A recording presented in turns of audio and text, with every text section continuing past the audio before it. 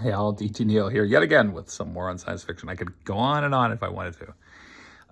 I was going to mention, if you haven't seen it already, and this is a long time ago, I'm delving into the past, but Babylon 5 is well worth your time if you've never watched it, if you've never seen it. I've never seen a show, a television show in this case, ostensibly a space opera. I mean, that gets thrown out a lot as a term for these worlds that have in their way answered the questions that I was talking about earlier. So they just take for granted, interstellar travel, alien civilizations, and all that.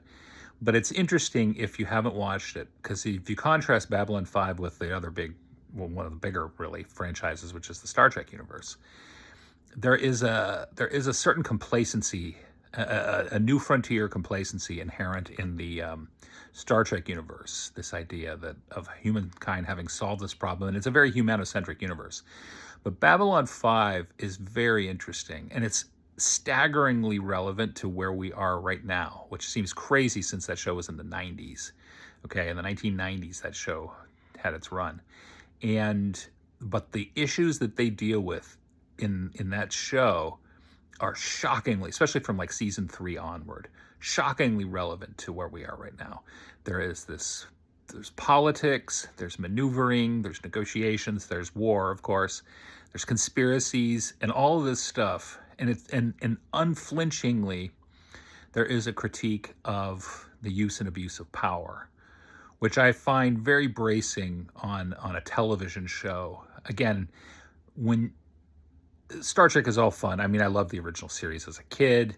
Next Generation, I watched. I didn't really like it as much as the original, but I watched it. I certainly did that. Shows like I watched Voyager a fair amount. Deep Space Nine was absolutely, in my opinion, their Star Trek's attempt to create their own Babylon 5.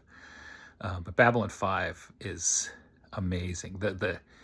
There is just fundamentally a sense of interplays between intergalactic, or whatever. Really, it's all within one galaxy, so it's intragalactic uh, commerce and politics.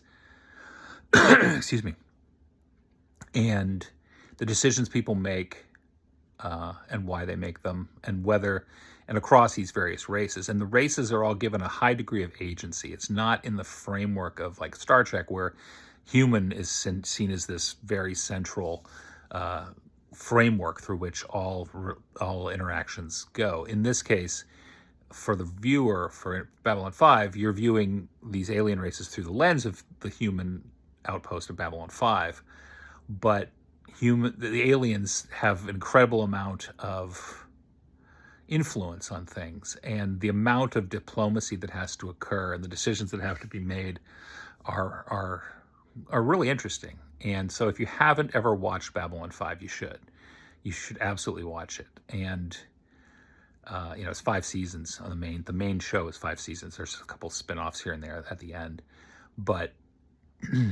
it's relevant. And to me, to call it a space opera almost diminishes it. I mean, that's a neat little box to throw it into, but it's not Star Wars. It's not Star Trek. It's better, and it really does get at issues that are hitting us, especially in the United States right now. What do you do if you have a president who is out of control and influenced by shadowy forces? Let's just say that. What do you do? Do you just follow orders, or do you do other things? I won't spoil anything, but it makes the Star Trek universe look like student council, right? And by comparison, in terms of how they address things versus how they did in Babylon 5. And the effects are 90s era CGI, where they use them, but I think they do a pretty good job with what they do.